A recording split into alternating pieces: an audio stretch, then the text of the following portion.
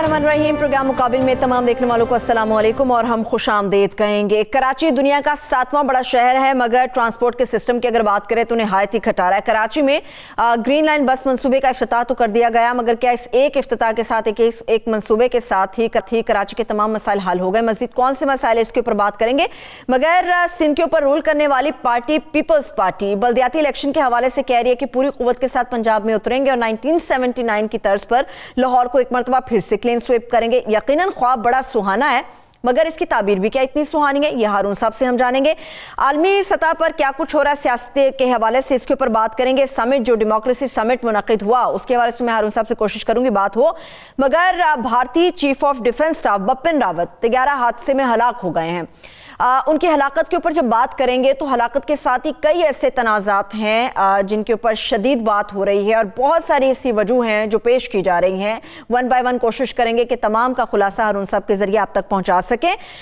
India की जब बात करेंगे तो रूसी सदर ने भी इंडिया का दौरा किया है। कौन कौन से अहम ऐसे सरमायाकारी के मुआहदे हैं जिनके ऊपर दस्तखत किए गए हैं और उनकी इम्प्लीकेशंस क्या होंगी, सियासत के ऊपर भी बात करेंगे।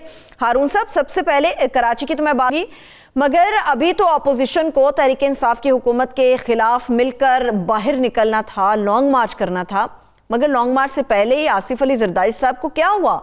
इतने सख्त बयानात, क्या बात है?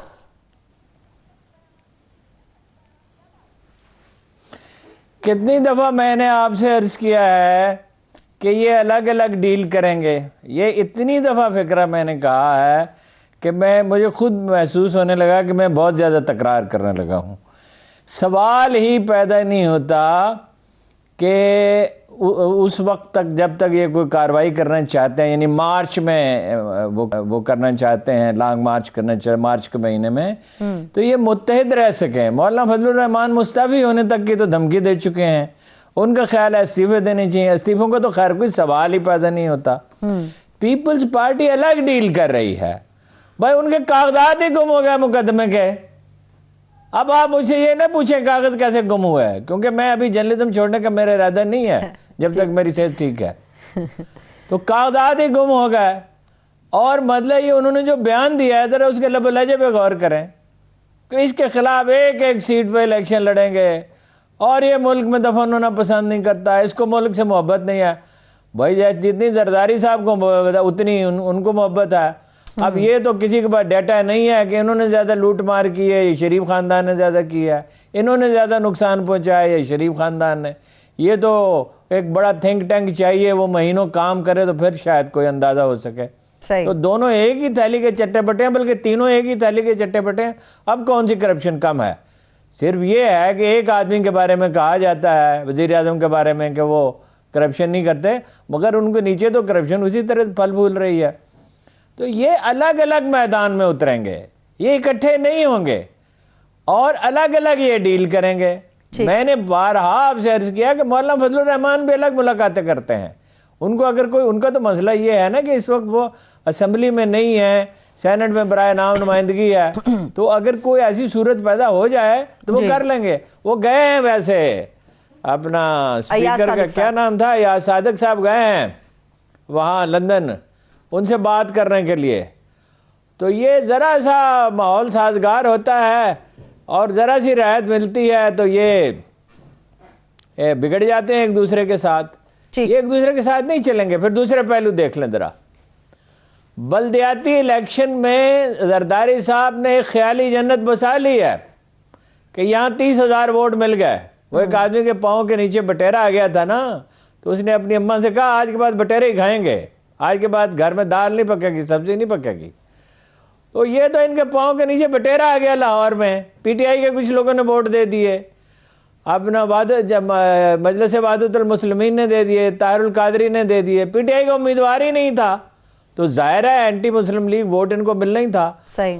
अब वो एक ख्वाब ख्याल की जन्नत इन्होंने बसा ली है और उसी में रह रहे हैं। इनको कुछ नहीं मिलेगा। बल्दियाती इलेक्शन में कुछ इंडिविजुअल जीत सकते हैं, उससे ये और खुद फरेबी का शिकार हो जाएंगे। यानी जिन लोगों को ना पीटीआई का टिकट मिलेगा ना नून लीग का मिलेगा, तो जाहिर है उनमें से बाद पीपल्स पार्टी का टिकट ले लेंगे। पैसे भी जरदारी साहब देंगे, पैसे उनके पास बहुत हैं, क्योंकि उनका टारगेट तो है बेटे को वजीर आजम बनाना। کسی کا اس ملک میں یہ ٹارگٹ نہیں ہے کہ ملک ٹھیک ہو جائے، ٹھیک ہے، اس کی اکانومی ٹھیک ہو جائے، یہ خان صاحب کا بھی نہیں ہے۔ خان صاحب کا یہ دوست و بھلائی جو بدلہ لیا جائے، اور اگر اس میں ملک بھی کچھ بہتر ہو جائے تو اچھی بات ہے۔ تو یہ ان کا تو مسئلہ ہے، نواز شریف صاحب کا مسئلہ یہ بیٹی کو وزیر اعظم بنانا ہے، اسی لیے تو ورنہ اگر وہ شہباز شریف پہ ایگری کر لیتے تو ان کے آدھے سے زیادہ مسائل تو صرف اس بات سے حل ہو جاتے۔ ٹھیک، تو یہ اپنی خواہشات کے بندے ہیں، اس کو قرآن مجید کہتا ہے اپنی خواہشات کے غلام۔ تو یہ بلدیاتی الیکشن میں ابھی ایک بڑا تماشا ہوگا، اس میں یہ سب پچھتائیں گے۔ ویسے میرا خیال ہے پنجاب میں نون لیگ کے جیتنے کے چانسز سب سے زیادہ ہیں اگر ایک دوسرے سے نہ لڑ پڑے، اگر خاندان میں اختلافات بہت نہ بڑھ گئے اور حمزہ اور شہباز شریف ڈس انٹرسٹڈ نہ ہو گئے، تو وہ یہ سمجھ رہے ہیں کہ بھئی سندھ میں تو میں جیت ہی جاؤں گا، حالانکہ سندھ میں اگر کراچی میں مردم شماری ہو گئی جی، نہیں جو ہونی چاہیے، جس کا فیصلہ ہو چکا ہے، تو سوال ہی پیدا نہیں ہوتا کہ ان کی اتنی سیٹیں ہوں۔ اندرون سندھ سے 10 سیٹیں بھی اگر وہ ہار گئے تو ان کی تو سندھ میں حکومت نہیں بن سکے گی۔ تو یہ سب جب میں نے آپ سے بار بار عرض کرتا ہوں یہ سب تباہی کی طرف جا رہے ہیں، تو جانے دیں ان کو۔ آپ کو کیا فکر لگی ہوئی ہے؟ ہمیں تو ملک کی فکر ہے ہارون صاحب، ہمیں ملک کی فکر ہے، ایک اور بھی فکر ہے نا ہارون صاحب۔ آپ نے کہا کہ یہ سب الگ الگ ڈیل کریں گے، بالکل بجا آپ نے فرمایا۔ اگر زرداری صاحب اتنا سخت لہجہ اپنائے ہوئے ہیں تو پھر شہباز شریف صاحب نے سخت جواب کیوں نہیں دیا؟ رانا ثناء اللہ صاحب، ان کو پکڑنا بڑا مشکل ہوتا ہے، وہ بھی بڑے دھیمے نظر آئے، اس کی کیا وجہ ہے؟ اب آپ نے صحیح سوال کیا ہے۔ اب وہ ہیں پھنسے ہوئے۔ وہ پیر پگارا نے شریف خاندان کے بارے میں کہا تھا کہ طاقتور ہوں تو گریبان پکڑتے ہیں اور کمزور ہوں تو گھٹنے پکڑتے ہیں۔ یہ ہے وہ معاملہ۔ یعنی رانا ثناء اللہ صاحب جو ہیں وہ تو اتنے اگریسو آدمی ہیں، بولڈ آدمی ہیں کہ ان کے تو منہ سے فکرہ ہی نہیں نکل رہا تھا۔ تو شہباز شریف صاحب بھی منمنا ہی رہے تھے نا۔ وجہ یہ ہے کہ آپشنز کلوزڈ ہیں۔ آپشن یہی ہے کہ پیپلز پارٹی ساتھ ملے اور اس کے نتیجے میں اپنا کچھ بات بن سکے، پھر ANP بھی آ جائے گی۔ مسئلہ یہ ہے، آپ نے وہ کلپ دیکھا ہے جس میں گنبد خضرا، ذرا آپ اندازہ کریں، گنبد خضرا کے نیچے کھڑے ہو کے طلال چودھری فوش کلامی کر رہا ہے بلاول کے بارے میں، فوش کلامی ایسی جو بیان ہی نہیں کی جا سکتی۔ تو آپ کا کیا خیال ہے، زرداری صاحب کی ایگو نہیں ہے؟ یہ سب اپنی ایگو کے مارے ہوئے لوگ ہیں اور اپنے مفادات کے مارے ہوئے لوگ ہیں، ان کو ملک سے کیا ہے؟ ٹھیک ہے ہارون صاحب، چلیے مان لیتے ہیں کہ ایسا ہے، مگر جو تحریک عدم اعتماد کے بڑے بڑے دعوے کر رہی تھی، یہ اپوزیشن کی عدم اعتماد لائی جائے گی پنجاب کے حوالے سے، پھر اس غبارے کے اندر سے ہوا نکل گئی یا ابھی باقی ہے؟ میرا خیال ہے اگر آپ پسند کریں تو فاتحہ پڑھ لیں اس کی۔ کچھ دن میں اس کے اختلافات اتنے زیادہ ہو جائیں گے کہ لوگ حیرت زدہ ہوں گے۔ کون سا لانگ مارچ اور کون سی جناب کون سا اتحاد، جب باہمی اعتماد ہی نہیں ہے۔ سوال پیدا یہ ہوتا ہے کہ پیپلز پارٹی کو نون لیگ پہ ایک بات نہیں، نون لیگ کا لیڈر گنبد خضرا کے سائے میں کھڑا ہو کے اپنی حلیف پارٹی جس کے ساتھ مل کے انہوں نے عدم اعتماد کی تحریک لانی تھی، جس کا کچھ کام بھی ہو چکا تھا، میں نے آپ کو بتایا تھا، سنجے رانی صاحب کے خلاف، چودھری پرویز الہی کے خلاف اور عمران خان کے خلاف تحریک اعتماد کے لیے ان کی میٹنگز ہوتی رہیں۔ یہ ایک دوسرے کو دھوکہ دیتے ہیں۔ لوگ ہم سے بعض اوقات کہتے ہیں پچھلی دفعہ تو آپ نے یہ کہا تھا، اب آپ یہ کہہ رہے ہیں۔ او بھائی، ہم تو آپ کو خبر دیتے ہیں جو واقعہ ہو رہا ہوتا ہے۔ مثلاً آپ گئے ہیں، ایاز صادق صاحب لندن، تو آپ کو بتا دیا کہ ان کو منانے کے لیے گئے ہیں کہ شہباز شریف صاحب کو وزیر اعظم بنا دیں اور بیٹی کو پیچھے ہٹا لیں۔ اب ہم نے تو آپ کو خبر دے دی، اب آپ کہیں گے کہ اگلی دفعہ تو آپ نے کہا کہ نہیں، وہ تو مریمی میدان میں ہوں گے۔ بھائی، جو نواز شریف صاحب فیصلہ کریں گے، یہ سارے ومزیکل ہیں۔ بھوکا جو ہوتا ہے نا، بھوکا، وہ اگر ہوٹل میں جائے تو اس نے اگر 2 چپاتیاں کھانی ہوں تو 4 کا آرڈر دیتا ہے، اور 1 سالن کی ضرورت ہو تو 2 پلیٹ سالن منگواتا ہے۔ یہ ہیں بھوکے، یہ ہیں مینٹلی سک، یہ مریض ہیں، انہیں اپنا علاج کرانا چاہیے۔ ہم نے انہیں لیڈر سمجھ رکھا ہے۔ ٹھیک ہے، تو جو عمران خان صاحب کی حکومت کے بارے میں مختلف قسم کی ریومرز آ رہی تھی، باتیں ہو رہی تھی کہ شاید آج نہیں تو کل نہیں تو پرسوں گئی، اب عمران خان صاحب کی حکومت پھر سے مضبوط ہو گئی، اپوزیشن نے ثابت کیا وہ اب بھی کمزور ہیں؟ دیکھیے وہ برٹش پرائم منسٹر کا نام مجھے یاد نہیں رہا, اس نے کہا تھا سیاست میں ایک ہفتہ بہت طویل عرصہ ہوتا ہے. فوری طور پہ تو دیکھیے نا عمران خان صاحب کیا کر رہے ہیں اور یہ کیا کر رہے ہیں. مثلاً گرین بس کا افتتاح کر دیا انہوں نے آج جا کے, جی, جو احسن اقبال صاحب نے بھی کوشش کی. یہ بھی ایک عجیب لطیفہ ہے, اس پہ بھی بات کرتے ہیں. اچھا, K4 پہ کام شروع ہو جائے گا. ٹھیک, یہ کچھ دن یہ بسیں جو ہیں یہ چلیں گی آزمائشی طور پہ, پھر باقاعدہ چلنے لگیں گی. 1.5 لاکھ مسافروں کو فائدہ ہوگا. جی, دوسرا مسئلہ آپ کو پتہ ہے وہاں مسئلے کیا ہے. نمبر 1 پانی کا ہے, نمبر 2 ٹرانسپورٹ کا. پانی کا جو ہے وہ ان کی کوشش یہ ہے کہ 16 مہینے میں مکمل ہو جائے. ٹھیک, اور ٹرانسپورٹ کا بھی وہ ہو جائے گا اپنا سرکلر ریلوے کا, جس کے لیے چیف جسٹس کا بہت کنٹریبیوشن ہے. وہ تو بہت تقریباً ناممکن کام تھا, چیف جسٹس کے دباؤ کی وجہ سے ہو گیا, وہ بھی ہو گیا. 250 ارب روپے اس پہ خرچ ہوں گے.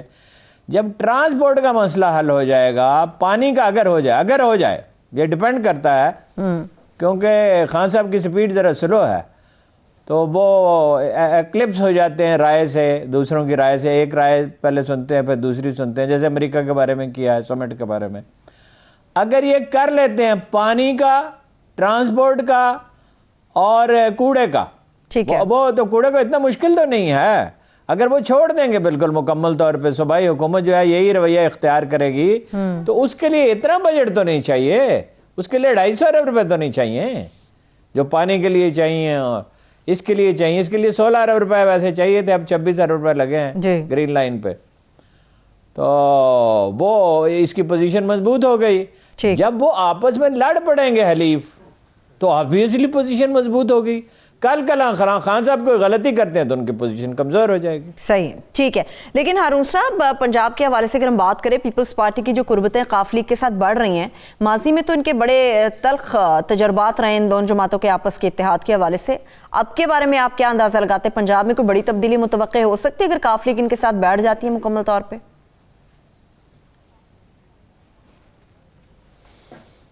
دیکھیے, چودھری صاحب تشریف لائے, چودھری شجاعت صاحب, جی, ایک بزرگ کے پاس مشورہ کرنے کے لیے 2013 کے الیکشن سے پہلے انہوں نے پوچھا ایک بہت دانا وائز آدمی کے پاس, جن کے پاس بہت سے لوگ جاتے ہیں مشورہ کرنے کے لیے آئے. انہوں نے ایک فکرے میں انہیں مشورہ دیا. انہوں نے کہا ہم پیپلز پارٹی سے الائنس کریں یا الائنس کریں عمران خان سے. تو انہوں نے کہا کہ اگر تو آپ نے جانا ہے ولیمے میں تو عمران خان کے ساتھ الائنس کر لیں, ان دی لانگ رن پھر وہی ہوا. اور اگر آپ نے جنازے میں شریک ہونے کا ارادہ ہے تو زرداری صاحب کے ساتھ کر لیں. تو انہوں نے زرداری صاحب کے ساتھ کیا, اور آپ نے دیکھا کیسی تباہی آئی. اگر اس وقت وہ عمران خان کے ساتھ الائنس کر لیتے 2013 میں, تو وہ 15-20 سیٹیں جیتتے, اور اگلے الیکشن میں بھی 15-20 شاید 25 سیٹیں جیت لیتے. تو یہ جو خواب ہے نا کہ یہ نقاب لیگ اور یہ مل کے کچھ کر سکتے ہیں, پنجاب میں سب سے بڑی پارٹی آج بھی نون لیگ ہے. یہ ایک ریئلٹی ہے. صحیح. اب کوئی نہ ماننا چاہے, اسے انکار کرنا چاہے, اس کو کوئی علاج نہیں ہے. پی ٹی آئی والے بھی نہیں مانتے. دوسری بڑی پارٹی پی ٹی آئی ہے. ٹھیک. اگر سمندر پار پاکستانی اسی تناسب سے ووٹ دے دیتے ہیں جو گیس کیا جا رہا ہے, تو پھر پی ٹی آئی بڑی پارٹی ہوگی. شرط یہ ہے کہ مہنگائی کہیں رک جائے, ڈالر کہیں رک جائے, یہ شرط ہے, ورنہ ان کے ووٹ بہت کم ہو جائیں گے. دوسرا یہ ہے کہ پارٹی کی تنظیم بہتر ہو.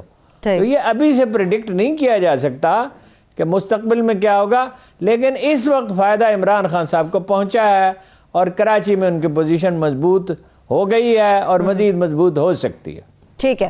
ہارون صاحب, معیشت کے حوالے سے آپ نے بات کی, میں اس کے اوپر بھی آپ سے سوال کرتی ہوں, مگر آپ نے جس طرح سے گرین لائن کے حوالے سے بات کی اور آپ نے کہا وہاں بھی ایک بڑا تماشا ہوا تھا, تو نون لیگ کا موقف, تو کیا آپ نہیں سمجھتے اپنی جگہ ان کا موقف درست ہے کہ بڑا کام یہ ہوتا ہے کہ آپ منصوبہ پیش کرو, منصوبہ ہم نے دیا, کچھ کام بھی ہم نے شروع کرایا, تو علامتی طور پہ افتتاح اگر وہ کرنے چلے گئے تھے تو وہاں پہ مار پیٹ ہوئی, وہ سب نے دیکھا, پھر انہوں نے پریس کانفرنس کی, تو یہ کہتے ہیں یہ تو تختی اپنی لگانے پہنچ کے منصوبہ تو نون لیگ کا ہی تھا.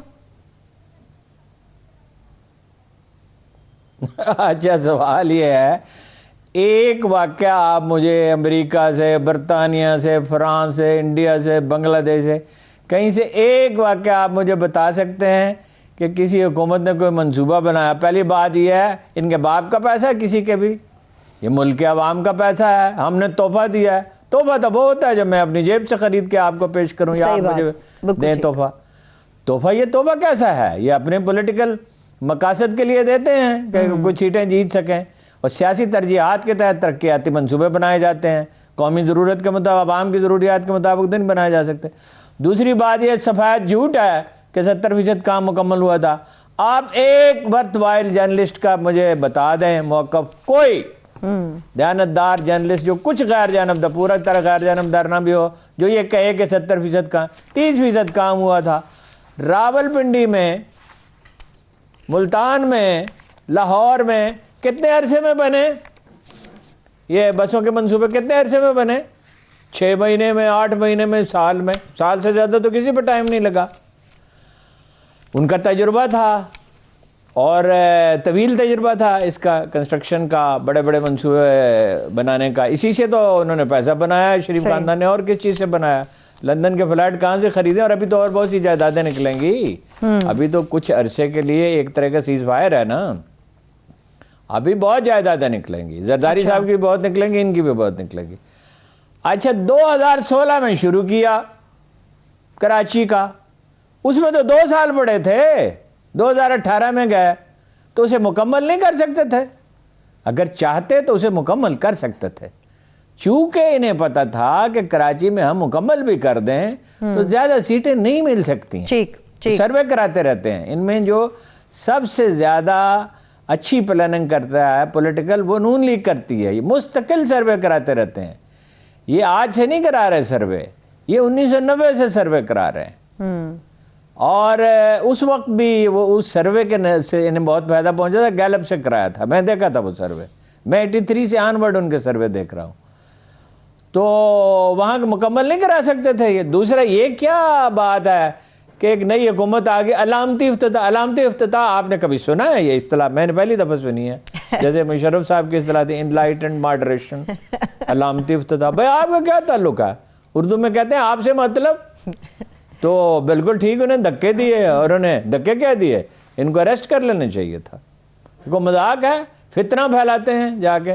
اور یہی نہیں پھیلاتے, زرداری صاحب بھی پھیلاتے ہیں, خان صاحب بھی کوئی کسر نہیں چھوڑتے. یہ ایک دوسرے کے ذاتی دشمن بن گئے ہیں. یہ سیاست نہیں کر رہے, یہ دشمنی کر رہے ہیں. اقتدار کے بھی سب بھوکے ہیں, اور باقی کرپشن کا بھی حال آپ کو پتہ ہی ہے, اس میں مزید کیا کہنے کی ضرورت ہے. صحیح ہے. لیکن ہارون صاحب, جو پاکستان کے لوگ ہیں وہ یہ سمجھتے ہیں کہ مہنگائی ہے اور جو حالات ہیں معیشت کے, اس میں جتنے بھی لوگ اس وقت حکمران ہیں یا اپوزیشن کے, وہ سب کے سب ہمارے دشمن ہیں. معیشت کی کیا صورتحال ہے؟ جتنے بھی وزراء آتے ہیں وہ کہتے ہیں کہ پاکستان بہتر جا رہا ہے, معیشت کے اشاریے بہتر ہیں. اگر سب کچھ بہتر ہے تو پھر ڈالر مسلسل اوپر کیوں جا رہا ہے؟ روپے کی قدر مسلسل کم کیوں ہو رہی ہے؟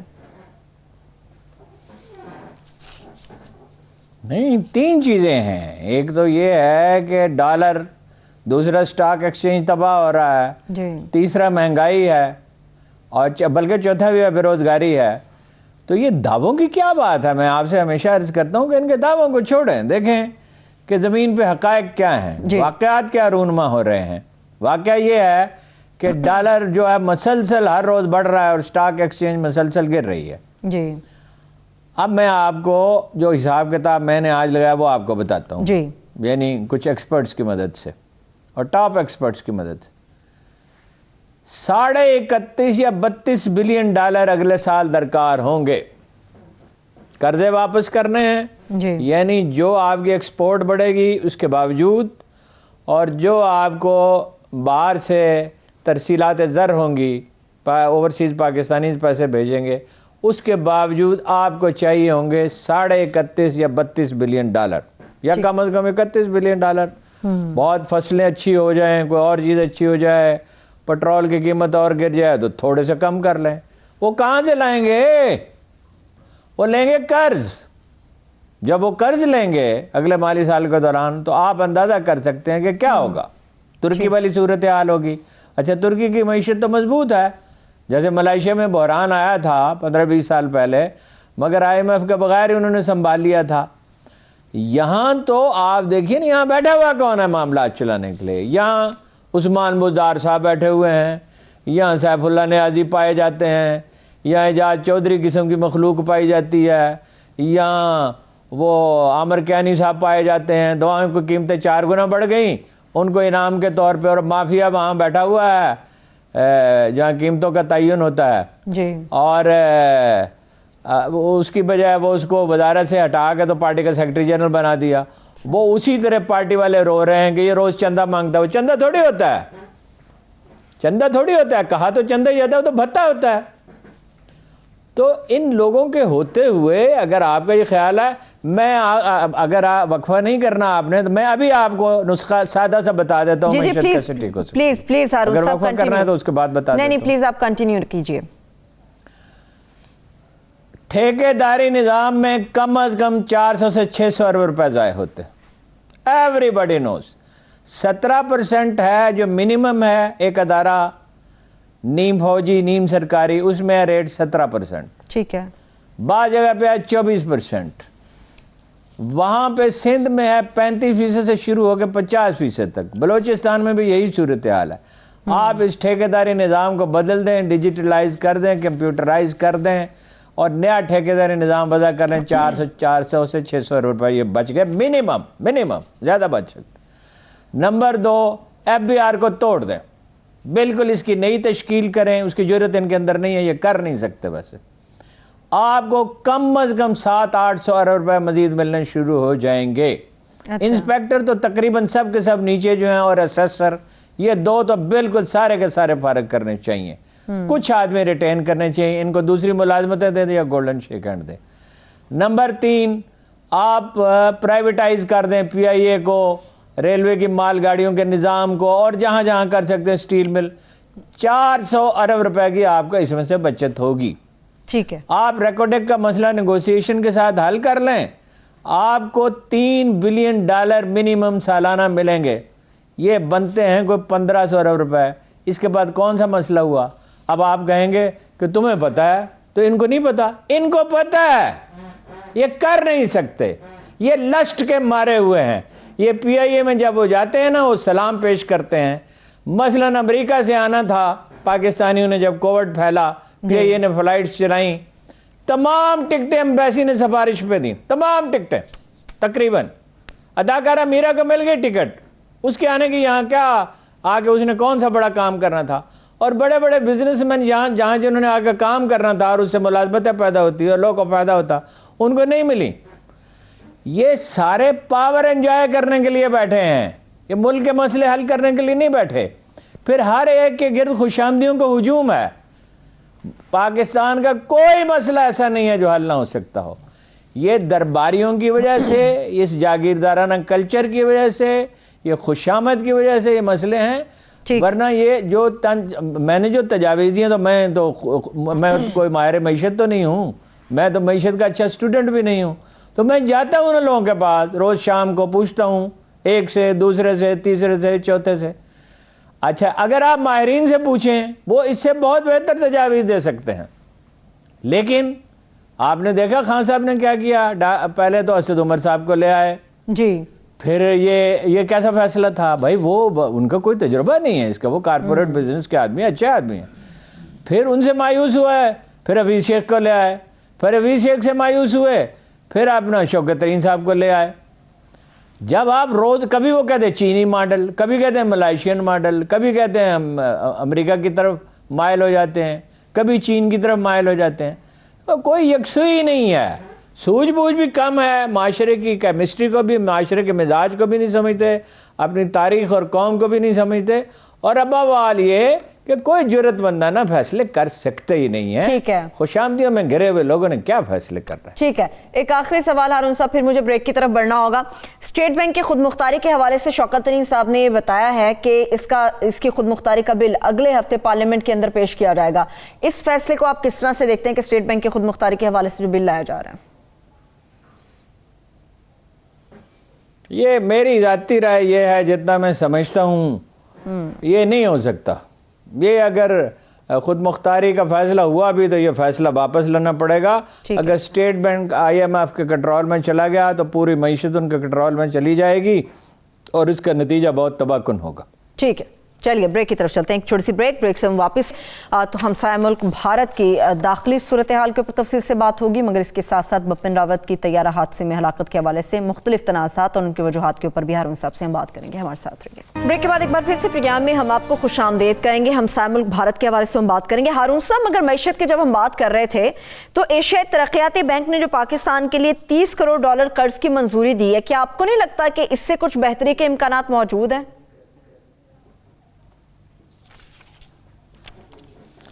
اور جی قرض لینے سے کیا بہتری آئے گی؟ آپ سے میں نے عرض کی 4 پوائنٹس بیان کیے جس پہ آپ کسی وقت ماہرین سے کر لیں، ہم کسی وقت بلا لیں گے ٹاپ ایکسپرٹس کو جو اچھے ماہرین ہیں، ان سے بات کر لیں گے کہ وہ اس بارے میں کیا کہتے ہیں، تو آپ کو اندازہ ہو جائے گا کہ یہ ماہرین ہی کی رائے ہے، میری رائے نہیں ہے۔ دوسری بات یہ ہے کہ معیشت کیسے ٹھیک ہو سکتی ہے؟ 17,000 کاریں تھیں، 17 لاکھ کاریں تھیں، یا میرا خیال 22-23 لاکھ تھیں، اتنی غلطی مجھے لگ سکتی ہے۔ ٹھیک 2005 میں اب کتنی ہیں؟ 77 لاکھ، 77 لاکھ کاریں ہیں۔ کو 50-60 لاکھ کاریں ہم نے منگوائی ہیں، اس میں وہ 4 ویلرز بھی ہیں، 4 پہیوں والی۔ سب کے 4 پہیے ہوتے ہیں، مگر کاروں کے تو 2 پہیے حرکت کرتے ہیں نا، تو پیچھے 2 پہیے حرکت کرتے ہیں ان کی اپنی اسے طاقت سے، مگر کچھ کے 4 پہیے۔ اب یہ ٹرک جتنی بڑی بڑی گاڑیاں، یہ جو پاگلوں کا کام ہے، 2 کروڑ کی گاڑی، 3 کروڑ کی گاڑی، 4، وہ کیا کرتی ہے؟ گاڑی کا ایک ہی کام ہے کہ مسافر کو ایک جگہ سے دوسری جگہ لے جائے اور آرام دہ ہو، اور کار ڈیفینیٹلی جیپ سے زیادہ آرام دہ ہوتی ہے، لیکن وہ شان و شوکت کا معاملہ ہے۔ اچھا، یہ آپ منگوا رہے ہیں موبائل ٹیلی فون مہنگے سے مہنگے، جس کسی نے بھی تجربہ کیا ہے چینی موبائل کا، اور یہ جو بہت مہنگے 2-2.5 لاکھ روپے کے ہیں، تو اس کو پتہ ہے کہ ایکولی گڈ 19-20 کا فرق ہو سکتا ہے، اس سے زیادہ وہ بھی مشکل سے 19-20 کا فرق۔ میں نے دونوں کا تجربہ، ہر طرح کے ٹیلی فون کا تجربہ کیا۔ آپ کو پتہ ہے ہم نے کتنے پیسوں کی کاریں منگوائی ہیں پچھلے 10 سال میں، اور موبائل؟ بتائیے۔ $35 بلین، $35 بلین، ڈبہ بند خوراک، ٹافیاں، چاکلیٹ، بسکٹ اور اس طرح کی چیزیں۔ آپ کو پتہ ہے پاکستان میں شاید امپورٹ ہوتا ہے کتنا، اور کتنا وہ مہنگا ہے، اور یہاں شاید والا کیا مشکل ہے، وہ ڈبے سے رکھنے ہوتے ہیں کھیت میں، کسی بھی کھیت پہ رکھ دیں۔ یہ 2-2.5 کروڑ 2.25 کروڑ ایکڑ تو صرف گندم کی وہ ہے فصل ہوتی ہے، وہ آپ نے تھوڑی سی ٹریننگ کرنی ہے اس کی۔ لوگوں کو سادگی طرح کیا مکان بناتے ہیں، آپ امریکہ جائیں، برطانیہ جائیں، اسکینڈینیویا جائیں، ڈرموں جیسے مکان ہوتے ہیں چھوٹے چھوٹے، جاپان میں جائیں اس سے بھی چھوٹے ہوتے ہیں۔ تو یہ اتنے بڑے بڑے مکان ہم ہیں شہزادوں کی طرح رہنا چاہتے ہیں۔ اپر کلاس اور مڈل کلاس یہ اتنا بے دریغ سرمایہ خرچ کرتی ہے، اتنا بے دریغ سرمایہ خرچ کرتی ہے، پھر یہ چوری کرتی ہے۔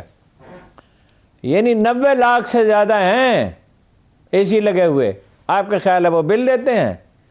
اور کتنے محلے ہیں جن کے بارے میں ہم جانتے ہیں، حکومت کیوں نہیں جانتی، کہ جس میں گیس جو ہے اس کا بل ہی پے نہیں کیا جاتا، بجلی کتنی چوری کی جاتی ہے۔ تو ایک تعیش کی زندگی بسر کرنی ہے ایک قوم نے، وسائل اس کے ہیں نہیں، تو جیسے گھر کا بجٹ ہوتا ہے ایسے ملک کا بجٹ ہوتا ہے۔ تو یہ نہیں ٹھیک ہو سکتا جب تک پالیسیاں تبدیل نہ کی جائیں، جب تک FBR کی اصلاح نہ ہو، جب تک پولیس کی اصلاح نہ ہو۔ پولیس ٹھیک ہو تو بجلی چوری کیسے ہو سکتی ہے؟ بجلی کا کنڈا تو آپ گلی میں سے گزر رہے ہیں تو آپ کو نظر آتا ہے جی۔ 1 مہینے میں لاہور میں فہرست بن سکتی ہے، نہیں تو بجلی کمپنی کو آپ پرائیویٹائز کر دیں، بالکل آسان بات ہے۔ وہ خریدیں گے، وہ بڑھائیں، قیمت کم کریں، ان کو نفع و نقصان، وہ بڑھائیں گے نہیں، بڑھانے کی ضرورت نہیں پیش آئے گی۔ جو 20% بجلی چوری ہوتی ہے، 15-20%، جب وہ چوری نہیں ہوگی، اسی طرح جب گیس نہیں چوری ہوگی تو پیسے پورے ہو جائیں گے، آپ کوئی خسارے میں نہیں جائے گا۔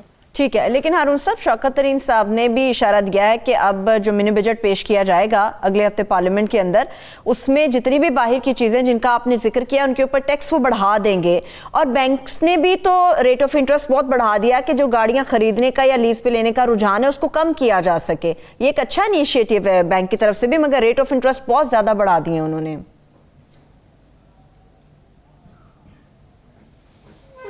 آپ کی اطلاع کے لیے عرض ہے کہ نہیں کریں گے، یہ وہ کہہ رہے ہیں نا کچھ کریں گے، کچھ نہیں کریں گے، تھوڑا سا کام کریں گے. شوکت ترین صاحب کی اپروچ اس معاملے میں کافی ہیلدی ہے. اچھا. لیکن عمران خان صاحب کی خدمت میں حاضر ہو جائیں گے انگریزی بولنے والے امیر لوگ، اور ان کا بڑا اثر لیتے ہیں خان صاحب. تو یہ اگر کرنا تھا تو اب پچھلے 3 سال میں کیوں نہیں کیا؟ اب پچھلے 3 سال میں کوئی $10 بلین کا ہے جو فالتو چیزیں منگوائی گئی ہیں جن کی کوئی ضرورت نہیں تھی. جو آپ ملک میں گاڑیاں بن رہی ہیں وہ گاڑیاں آپ خریدیں، چلیے اس میں سے بھی کچھ پیسہ باہر جاتا ہے. دوسری بات آپ مجھے یہ بتائیے کہ اسٹیٹ آف آرٹ میزائل بنا سکتے ہیں، دنیا کا 2nd بیسٹ میزائل ہے، آپ یہ 3rd بیسٹ ہوگا. تو ایٹم بم آپ بنا سکتے ہیں بہترین، اور آپ سے کار نہیں بنتی. کار بنانا کون سی ایسی بات ہے؟ آپ سے انٹیگریٹڈ سرکل نہیں بنتا. ملیشیا نے بنایا ہے $35 بلین کا، وہ بیچتے ہیں جو ٹی وی میں لگتا ہے اور کمپیوٹر میں لگتا ہے. آپ کمپیوٹر کیوں نہیں بنا سکتے جی؟ ملائیشیا بنا سکتا ہے. ملائیشیا کو بڑا ترقی یافتہ ملک تھا، اس کے پاس ربڑ کے سوا اور پام آئل کے سوا ملائیشیا کے پاس تھا کیا؟ $500 میرا خیال ہے فی کس ان کی آمدن تھی 20 سال پہلے. تو ہم ان سے کچھ نہ کچھ آگے تھے، پیچھے تو نہیں تھے. تو جب آپ نے سائنسی انداز فکری اختیار نہیں کرنا، انڈسٹریلائزیشن کرنی نہیں ہے، ایگریکلچر میں اگر آپ زعفران پیدا کریں، اولیو آئل کریں، پستہ پیدا کریں، آرکیڈو پیدا کریں. میں آپ سے عرض کروں، میں نے تازہ ایک سٹڈی پڑھی ہے، جو یہ عود کا درخت ہے یہ 5 سال کے بعد منیمم، یہ میں سوچ سمجھ کے کہہ رہا ہوں، میں نے کئی دفعہ اس رپورٹ کو توجہ سے پڑھا ہے. اچھا. منیمم 25 کروڑ روپے میں بکتا ہے ایک درخت عود کا. اور 1 ایکڑ میں کتنے لگ سکتے ہیں؟ 25 فٹ کا فاصلہ صرف چاہیے ہوتا ہے. سینکڑوں درخت 1 ایکڑ میں لگ سکتے ہیں.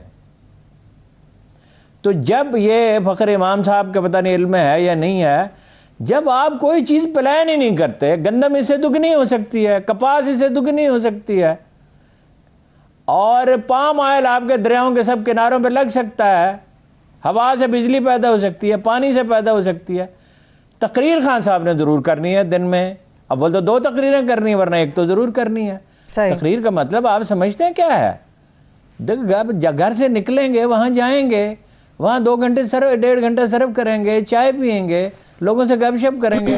3 گھنٹے 4 گھنٹے وزیر اعظم کے تقریر میں ضائع ہو گئے تو کام کس وقت کریں گے؟ اب یہ وہ عمران خان صاحب نہیں ہیں جو کبھی تھے. اب 90 منٹ ورزش نہیں کرتے، 20 منٹ کرتے ہیں. اور آپ جتنا کھانا کھاتے تھے اس سے زیادہ کھانا کھاتے ہیں. عمر کا اثر ہوتا ہے، ذمہ داریوں کا اثر ہوتا ہے. اتنا ٹائم نہیں دے سکتے. کام کرنے سے مسئلے حل ہوتے ہیں، باتوں سے نہیں ہوتے. پی ٹی آئی میں کون کام کرنے والا آدمی ہے؟ ذرا مجھے کسی کا نام تو بتائیں. آپ کا وزیر ماحولیات پنجاب کا کہتا ہے پولوشن ہے ہی نہیں جی، پولوشن کا وجود ہی نہیں ہے. رضوان صاحب دنیا کے تمام ادارے کہتے ہیں کہ لاہور میں سب سے زیادہ پولوشن، وہ کہتے ہیں، رضوان صاحب کہتے ہیں ہے ہی نہیں. اچھا رضوان صاحب یہ بات 1.5 مہینے سے کہہ رہے، اس کو نکالتے کیوں نہیں رضوان صاحب کو؟ وہ مسئلہ حل کرنا تو بعد کی بات ہے. ایک آدمی اتنی بڑی خود فریبی میں ہے، قوم کو خود فریبی میں مبتلا کرنا چاہتا ہے اور اتنا سفید جھوٹ بول رہا ہے، غلط بیانی کر رہا ہے، اس کو نکالتے کیوں نہیں؟ کوئی کام کرنے والا آدمی آپ کو نظر آتا ہے؟ عثمان بزار کو کام کرنے کے لیے رکھا ہے، محمود خان کو کام کرنے کے لیے رکھا ہے، ہارون اسماعیل کو کام کرنے کے لیے رکھا ہے. ٹھیک ہے ہارون صاحب آپ نے عمران خان صاحب کی تقریر کے حوالے سے بات کیا کہ روز آتے ہیں، 2 نہیں تو کم سے کم 1 تقریر کرتے ہیں. ورچوئل سمٹ کے اندر بھی تو انہیں انوائٹ کیا گیا تھا امریکہ کی طرف سے، جو ڈیموکریسی سمٹ تھا. خان صاحب نے شرکت نہیں کی. کیا سمجھتے ہیں کہ کہا جا رہا ہے کہ پاکستان کو اس وقت خطے کے اندر اپنی خارجہ پالیسی کو پھیلانے کا وقت ہے، نہ کہ سکیڑنے کا. فیصلہ کتنا نقصان دہ ہے یا کتنا اچھا فیصلہ انہوں نے کیا؟ کیا سمجھتے ہیں آپ؟ دیکھیے میری کوئی خاص بات نہیں ہو سکی ان لوگوں سے جن کی رائے پہ اعتماد کیا جا سکتا ہے، جن سے مشورہ کیا جا سکتا ہے. سادہ سی بات یہ ہے، ڈپلومیسی کا نمبر 1 اصول یہ ہے کہ کوئی اپرچونٹی ضائع نہیں کی جاتی. ٹھیک، یہ بہت سادہ سی بات ہے کہ اگر احتجاج کرنا چاہتے تھے ایک لکھی ہوئی تقریر دے کے کسی کو بھیجتے، اور رسول اللہ صلی اللہ علیہ وسلم کا طریقہ یہ ہے کہ ہر دفعہ ذمہ داری نئے آدمی کو سونپی جائے، اور ایک شاندار تقریر ہوتی جس میں یہ کہتے مثال کے طور پہ کہ پولوشن تو آپ نے پھیلائی ہے، امریکہ نے پھیلائی ہے، صنعتی ملکوں نے پھیلائی ہے، سزا ہم بھگت رہے ہیں.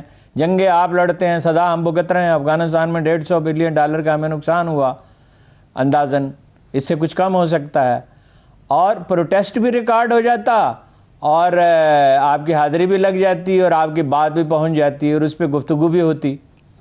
तो लेकिन बहरहाल खान साहब जो हैं वो उनकी अना बहुत बड़ी है। तो 22 करोड़, जब हमारा शुरू से मौक़िफ़ ये है कि हम किसी कैम्प में नहीं हैं, तो सवाल ये पैदा होता है कि कल चीनी ज़ाहिर है कोई ना कोई कानून करेंगे इस पे, ये तो कॉमन सेंस की बात है। आसियान है किसी और प्लेटफार्म से करेंगे, और उसमें भी 150 अफ्रीका में उनके असरात हैं, तुर्की है, पाकिस्तान है, सेंट्रल एशिया की रियासतें हैं, रूस है, और बहुत से मुल्क हैं जो उसमें शामिल हो जाएंगे। तो आप उनसे कहते कि आप भी एक कॉन्फ्रेंस बुलाएं, हम उसमें भी आ जाएंगे, इसमें पार्टिसिपेशन का लेवल कम कर देते। मेरी समझ से बाहर है, लेकिन ये कौम ऐसी है, मैं आपको बताऊं, ये ज़बरदस्त खराज तहसीन खान साहब को पेश करेगी और बड़े बड़े मुबस्सिरीन कहें खान साहब आपने कमाल कर दिया जी, लेकिन पता उस वक्त चलेगा जब फैटम का इजलास होगा, पता उस वक्त चलेगा जब अगली किस्त लेनी होगी IMF से, फिर आपको पता चलेगा। ठीक है, चलिए इसके साथ ही ब्रेक की तरफ चलते हैं। ब्रेक से वापस आएंगे तो हमसाया मुल्क भारत के क्या हालात हैं, इसके ऊपर भी आपके साथ बहुत सारी चीज़ें शेयर करेंगे। हमारे साथ रहिए। ब्रेक के बाद एक बार फिर से आपको प्रोग्राम मुकाबिल में हम खुशामदीद कहेंगे। हारून साहब, बिपिन रावत भारत के हवाले से बात करेंगे। सब जानते हैं कि तैयारा हादसे के अंदर उनकी हलाकत हुई है, तो इस हलाकत को लेकर मुख्तलिफ किस्म के तनाज़ात ने क्यों जन्म ले लिया है?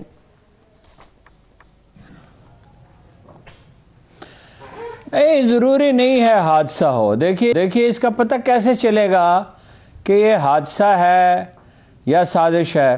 ठीक, इसका पता इस तरह चलेगा अगर प्रॉपर तहकीकात हुई, अगर आला सतह की शफाफ तहकीकात होती हैं और उसमें ये पता चलता है कि हादसा था तो इसे हादसा मान लिया जाएगा, वरना दो और इम्कानात हैं। एक ये है कि बर्मा में म्यांमार जिसे अब कहा जाता है, उसमें एक ऑपरेशन जो उन्होंने किया था ना जी, ये तमिलनाडु की रियासत से मुल्क तमिलनाडु उसके साथ लगती है, तो ये लोग वहाँ चले गए थे, माओइस्ट हैं, और इनमें से कुछ लोग मारे गए थे। तो ये पॉसिबिलिटी है कि इन्होंने तखरीबी कार्रवाई की हो। ठीक, और दूसरी पॉसिबिलिटी ये है कि एयरफोर्स से उनके ख़िलाफ़ साजिश हुई हो, क्योंकि एयरफोर्स के लोग इतने गुस्से में थे कि मौजूदा चीफ ने भी कहा, साबिक चीफ ने भी कहा, इनके ख़िलाफ़ बयानात दिए। ऐसा होता नहीं है दुनिया में। जब इन्होंने ये कहा कि ये सपोर्टिंग आर्म है फ़िज़ाइया जो है, तो उन्होंने कहा नहीं सपोर्टिंग आर्म नहीं, ज़ाहिर है सपोर्टिंग आर्म तो एक लिहाज से है और एक लिहाज से वो, उन्होंने कहा हम खुद एक ताकत हैं, फौजी ताकत हैं। ज़ाहिर है फ़िज़ाइया के बगैर कौन सी दुनिया की फ़ौज जो है वो लड़ सकती है। दुरुस्त। अच्छा, वो देखिए ये 17 क्या वो था रूसी पायलट, ये VVIP मूवमेंट के लिए होता है। अभी लद्दाख का दौरा इसी पे किया था मोदी ने। ये त्यारा कैसे ख़राब हो गया, ये आसानी से काबिल फहम हो सकता है, पॉसिबिलिटी तो है, लेकिन ये त्यारा कैसे ख़राब हो गया और ये बात क्यों नहीं कर रहे इसकी कि ये भी ये पॉसिबिलिटी हो सकती है। दूसरी इसके शख्स के बारे में चंद बातें समझने की ज़रूरत है बिपिन रावत के बारे में। एक ये है कि he was not a good general. एक तो मैंने आपको जनरल बिलाल अकबर का वाक़या बताया था कि उन्होंने इसको एक दफ़ा ट्रेस कर लिया और इसे कहा भाग जाओ, तो ये भाग गया। और ठीक उस वक्त जब गोलाबारी हो रही हो तो बॉर्डर के करीब आर्मी चीफ का आना ही बेईमानी है। दूसरी दफ़ा 19 फरवरी था, आपको याद है क्या तारीख थी, 2019 में जब 5-6 मकामात पे पाकिस्तानी फ़िज़ाई ने बमबारी की थी, आखिरी हफ्ते की तारीखें थी, उस वक्त भी इसको ट्रेस कर लिया गया था। इतना समझदार आदमी है ये, ट्रेस कर इसको लॉक कर दिया गया। मतलब ये कि वहाँ पे ठीक ऊपर बम गिराया जा सकता था, मगर उस वक्त भी इसको वार्निंग दी गई कि भाग जाओ, और ये भाग गया वहाँ से। तो ये कोई जंग लड़ने का नहीं था, यानी कोई जनरल अच्छा नहीं था। अलबत्ता ये मोदी के इसको तो कहते ही थे कि ये लीडर है, सियासी लीडर है, मोदी का पसंदीदा आदमी था। ये भी कभी हुआ है कि एक आदमी के लिए अदारा बनाया जाए, ठीक है। पाकिस्तान में भी ये अदारा बना है, जॉइंट चीफ स्टाफ कमेटी, تو اس کو کوئی خاص فائدہ نہیں ہے. وہ بھٹو صاحب نے بنایا تھا. صحیح. یہاں تو چلیے اس لیے نہیں بنایا گیا تھا کہ فلاں آدمی کو اکاموڈیٹ کیا جائے. یہاں تو کانسیپٹ یہ تھا جس پہ عمل نہیں ہو سکا بعد میں, باوجود اس کا موقع نہیں ہے بات کرنے کا, کہ بھئی ساری افواج جو ہیں ان کی کمان ایک ہو. اچھا, یہ اس آدمی کو نہ صرف مودی صاحب نے بنا دیا کیونکہ اس نے کشمیر میں بے پناہ مظالم کیے, اور پھر اس کو انڈیا میں یہ کہا کہ تحریک کو کچل دیا گیا ہے, اور وہ وہاں پہ بھی اپنا تامل ناڈو میں بھی, اور اس کو الیکشن کمپین میں استعمال کیا گیا. تو جنرل تو یہ اچھا نہیں تھا. آپ اس کو ایک کنٹرول دے دیا گیا تھا. یہ بھی ایک بڑا مسئلہ ہے. وہاں پہلے ہی بہت پرابلم ہے, وہ بھی عرض کرتا ہوں آپ سے. فنڈز کا کنٹرول اس کو دے دیا گیا تھا. اب فضائیہ, بحریہ, بری فوج سب کے لیے اس کے ایک آدمی کے پاس کنٹرول ہے کیونکہ مودی کا پسندیدہ آدمی ہے. تو ظاہر ہے اس سے ناپسندگی تو پہلے سے ہی موجود تھی. اچھا, پھر وہاں بہت اختلافات ہیں. مثلا راج ناتھ سنگھ ہیں وزیر دفاع, امیت شاہ ہیں وزیر داخلہ, اجیت دوول ہیں نیشنل سیکورٹی کے ایڈوائزر, جن کا کمرہ ان کے کمرے کے ساتھ ہے. اس کے نریندر مودی کے کمرے کے ساتھ وہ بیٹھتے ہیں, درمیان میں دروازہ ہے. اور وہ انہوں نے کہا تھا ایک بار کہ میں سگریٹ نہیں پی سکتا, ڈرتے ڈرتے سگریٹ پیتا ہوں. مودی صاحب الرجک ہیں سگریٹ سے. تو اتنا وہ قریب بیٹھتے. اب یہ سارے اروناچل پردیش اور دوسری جگہوں پہ جو مار پڑی ہے چینیوں سے, اس کے لیے ایک دوسرے کو ذمہ دار ٹھہراتے ہیں, خبریں لیک کرتے ہیں ایک دوسرے کے خلاف. تو انڈیا ایک مشکل انڈیا ہے. دیکھیے 3 محاذ ہیں انڈیا کے, ایک محاذ نہیں ہے.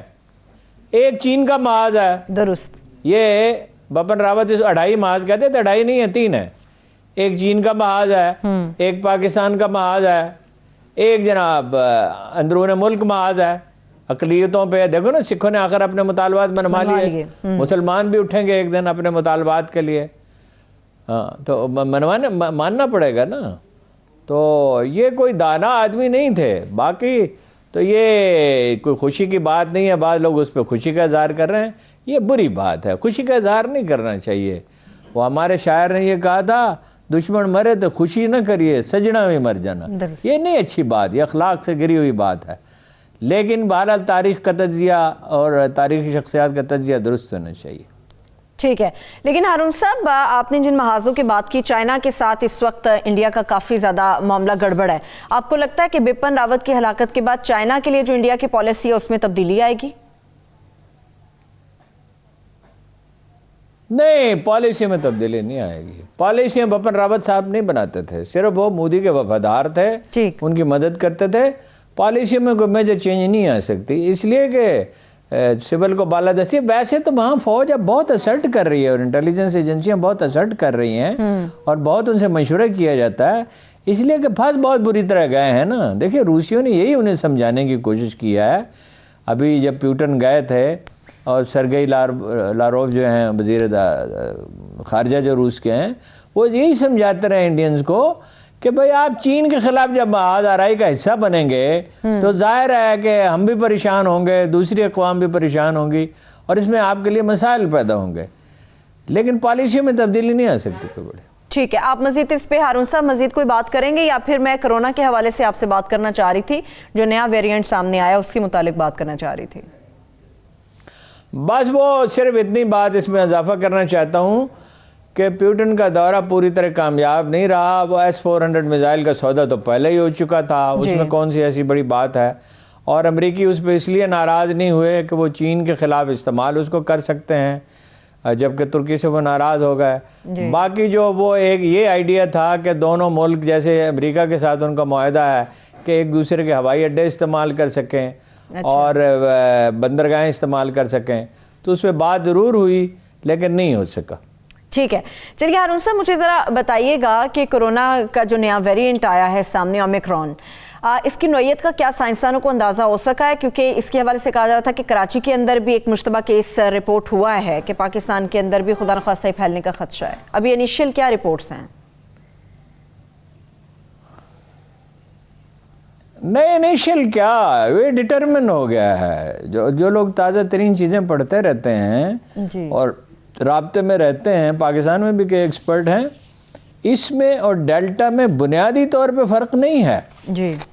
یعنی नुकसान इससे भी उतना ही होता है सेहत का, और ख़तरा उतना ही होता है, लेकिन ये फैलता ज़्यादा तेज़ी से है।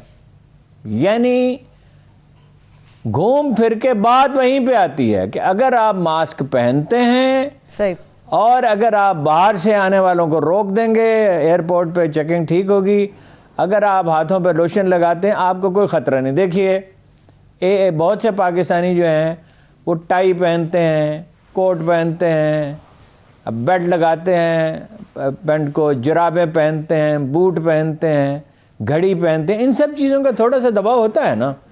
मास्क का दबाव इससे कम होता है। अगर आप एक अच्छा मास्क पहने हुए हों तो कोई खतरा नहीं, कोई खतरा नहीं है। बहुत शुक्रिया, thank you so much Arun साहब, वक्त बेखत है आपका भी बहुत शुक्रिया। देखने वालों को शुक्रिया, अपना ख्याल रखिए, मुझे इजाज़त दीजिए, अल्लाह हाफिज़।